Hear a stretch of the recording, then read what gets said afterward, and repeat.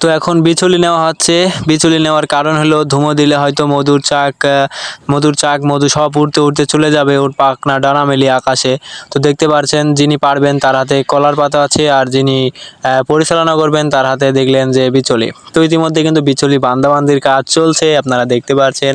তো বান্দাবান্দির কাজ চলছে, খুব খুশিতেই চলছে। যিনি পারবেন তিনি কিন্তু একটু চিন্তিত আছে, তার কারণ এর আগেও একবার পারছিলেন এই বাড়িতেই, এখন চিন্তিত আছে যে যদি মৌমাছি তাকে কামড়ায়। কিন্তু আসলে কলার পাতা মাথা নিয়ে এমন সুন্দর করে বেঁধে বেঁধে কমপ্লিট করছে, যাতে এমন মানে আর কি, মনে করেন একটা মানুষ কিংবা যন্ত্রকে মারলে যে হয়তো পিস্তল মিস্তল দিয়ে যন্ত্র সব কিছু ঠিক করে রাখে, ঠিক তেমন করে কিন্তু মৌমাছিকে তাড়ানোর জন্য সেই মেশিন ফিট করা হচ্ছে। দেখতে পাচ্ছেন ইতিমধ্যে কিন্তু গুটি গুটি ভাই হাঁটতে হাঁটতে চলে যাচ্ছে আফ্রিদি ভাই। তো এটা একটু ভিজিয়ে নিচ্ছে, যার কারণে ধুমো হয় ভালো।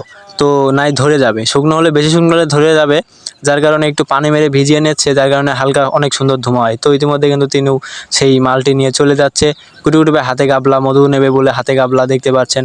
তো ইতিমধ্যে কিন্তু সেই কাশি দিয়ে ফিটফাট করা হচ্ছে যন্ত্রটিকে। তো মধু যেখানে আছে মধুর চাক ঠেই পাবে না, যার কারণে এই ভাইটি আবার এই বাসয় নিয়ে যাচ্ছে। বাসয় নিয়ে যেয়ে আস্তে আস্তে উঠবে। তো দেখতেই পাচ্ছেন তো গুটি গুটি ভাই দুজনে কিন্তু চলে যাচ্ছে। এই যে বাসয় কিন্তু সেট করছে, আর যিনি উঠবে তিনি কিন্তু দেখছে যে বাসয় সব কিছু ঠিকঠাক আছে নাকি। আর এই যে এই মধুই কিন্তু পারবে, অনেক বড় চাক দেখতে পাচ্ছেন। আমরা আশা করছি 2 থেকে 3 কেজি মধু হবে, কিন্তু দেখা যাক আল্লাহর অশেষ রহমতে কতটুক মধু হয়। যেহেতু রোজা রমজান মাস, খেয়েও চেক করা যাবে না। এই যে মধুর চাকটা দেখুন, ভালো করে দেখুন মধুর চাকটা আসলে অনেক বড়, নারকেল গাছের সাথেই। আর যে ভাই পারবে সেই ভাই কিন্তু সেই মুখোশটুকু গামছা জড়িয়ে মুখোশের মতো ফিটফাট হয়ে আছেন, ওপর দিকে গাবলা নিয়ে আসেন যিনি মধু নেবে। তো ইতিমধ্যে কিন্তু সেই ঝাঁপি নাকি কয় বারণ, সেই বারণটাই কিন্তু আস্তে আস্তে হাতে নিয়ে এবার আগুন ধরাবে, হয়তো আগুন ধরাবে। হ্যাঁ হ্যাঁ, আমি ঠিক কথাই বলেছি।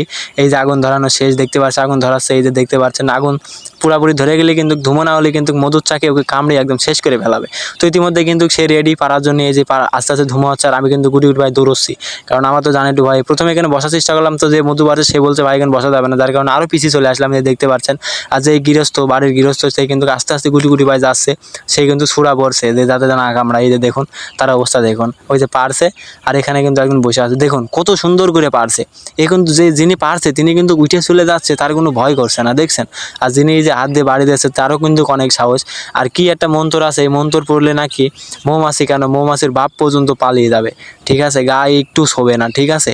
তো আপনারা দেখতে পাচ্ছেন এই যে এখানে কিন্তু একজন বাড়ির মধ্যে ঢুকছে, আমি মানা করলাম, যার কারণে আবার চলে গেল। তো মধু পারছে, দেখতে পাচ্ছেন। আর দেখুন মধু উড়ে আকাশে, কিন্তু ভাই আমি কি কব, আমি ভয় পেয়ে গেছিলাম প্রথমে, আমিও ফাঁকাইছিলাম, ভিডিও করছিলাম। তো ভিডিও করতে করতে কিন্তু আমারও জানে অনেক ভয় ছিল। দেখুন কত কত মধু আকাশে উঠছে। আর এদিকে কিন্তু সে গাবলা হাতে নিয়ে চিনু ভয়তে কিন্তু কমিন দৌড় মেরেছে। উনি যেখানে ছিল সেখানে কিন্তু কান নেই, দেখতে পাচ্ছেন। তিনিও কিন্তু কোনো আন্তক, দেখুন আকাশের কি অবস্থা। আসলে আমি ভয়তে কিন্তু আবার অন্য জায়গায় চলে এসেছি, দেখতে পাচ্ছেন। জুম করে আপনাকে দেখার চেষ্টা করছি, দেখুন কি অবস্থা। আসলে কি বলবো, এইসব দেখে আসলে ভয়ও লাগে।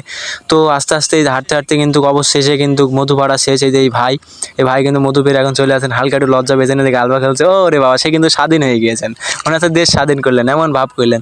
এই যে আপনাকে একটু মধু পাড়ানো দেখাচ্ছে, এই যে মধু দেখুন কত সুন্দর মধু, ফিটফিটে মধু। কি ফুলের মধু সেটা এখন বলতে পারছি না, কারণ অনেক ফুলের থেকেই কিন্তু মধু তৈরি হয়। দেখুন কত সুন্দর মধুর ঢাল, দেখতে পাচ্ছেন। তো এখানে কিন্তু গবেষণা চলছে কে কটুক নেবে, যিনি পেরেছে তিনি কটুক নেবে, আর গৃহস্থ কটুক নেবে, সেই ভাগাভাগি চলছে।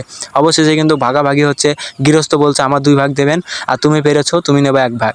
এই কারণে তাদের ভিতরে কিন্তু তর্ক বিতর্ক চলছে, আপনারা দেখতে পাচ্ছেন। তো অবশেষে কিন্তু যে হুজুর মতো যে ভাইটা আছে, ওই ভাই কিন্তু আস্তে আস্তে একটা একটা করে মধুর মাছি কিন্তু ছড়িয়ে ছড়িয়ে কিন্তু থালে নিচ্ছে, যাতে মধুটি চিপে মজা পাওয়া যায়, ঠিক আছে। আর এই মুরব্বী কিন্তু এখানে ছাতা মেরে বসলো যে আমার মধু তুই নিয়ে চলে যাবি, তা তো হবে না। এই কারণে কিন্তু সেই মুরব্বী এখানে বসলো। এই মুরব্বী কিন্তু অনেক চালু, দেখুন গুড় ভিতরকার মধু কিন্তু ছুরি ছুরি নিয়েছে। ইনি কিন্তু অনেক আসলে একটা জিনিস, আসলে তিনি কিন্তু খুব কাজকর্ম করে, অনেক কাজের মানে মুরব্বী গেছে তাই কি অনেক কাজ করে, একাই কিন্তু 3-4টে মানুষের কাজ সারাদিন না করলে কিন্তু তিনি ভাত খায় না। আসলে সে একজন চাষি, অনেক ভালো মনের মানুষ, নাম তার বারেক মোল্লা।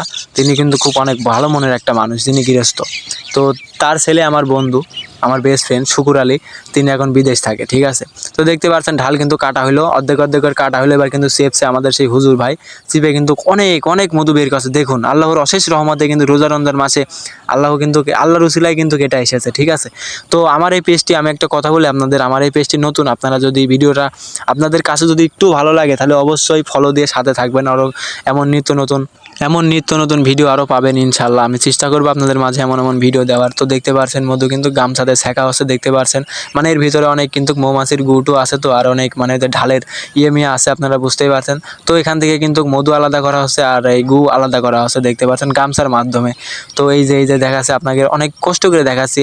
তো দেখতেই পারছেন এই যে অনেক মধু হয়েছে, ঠিক আছে। তো মধু অবশেষে কিন্তু হয়েছিল 2 কেজি মতো হয়নি। আমরা আশা করছিলাম 3-4 কেজি হবে, কিন্তু অত হয় নাই, ঠিক আছে। 1 কেজি মতো মধু হয়েছে, হয়তো 1 কেজির 100 গ্রাম কম কিংবা বেশি। তো দেখতে পারছেন এই ভাই বোতল হাতে করে নিয়েছে, কাঁচের বোতলে তুলে হয়তো ভালো হয়, এই কারণে গৃহস্থ তার কাঁচের বোতল এনে দিয়েছে, যার কারণে কাঁচের বোতলে দেখতে পারছেন মধু রাখা হচ্ছে।